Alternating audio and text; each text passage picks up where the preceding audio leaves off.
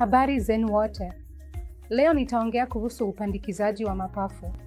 Wagonjwa wenye kushindwa kwa mapafu kwa kiwango cha juu kutokana na COPD ya mwisho au ugonjwa wa mapafu wa mwisho wa interstitial au shinikizo la damu kwenye mapafu au sumu nyingine kama sumu ya paraquat husababisha ugonjwa wa mapafu wa mwisho. Kundi hili la wagonjwa kama hawapati nafuu kwa matibabu ya kawaida na mapafu yakifikia hatua ya mwisho baada ya tathmini, basi kundi hili la wagonjwa litahitaji upandikizaji wa mapafu. Kwa hivyo, kwa kawaida baada ya upandikizaji, wagonjwa wanapaswa kutumia dawa za kupunguza kinga ya mwili maisha yao yote. Kwa hiyo, daima kuna hatari ya maambukizi kwa sababu pafu ndilo kiungo pekee kinachokutana moja kwa moja na mazingira. Kwa hivyo, wanapaswa kuwa waangalifu sana kuhusu maambukizi katika kipindi baada ya upandikizaji.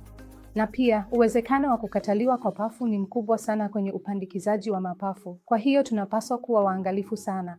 Mgonjwa anahitaji kufuatiliwa mara kwa mara baada ya upandikizaji. Kwa hivyo tumeokoa zaidi ya wagonjwa 200 kwa msaada wa upandikizaji wa mapafu. Wagonjwa hawa wanaendelea vizuri baada ya upandikizaji wa mapafu. Wako kwenye ufuatiliaji wa kawaida pamoja nasi.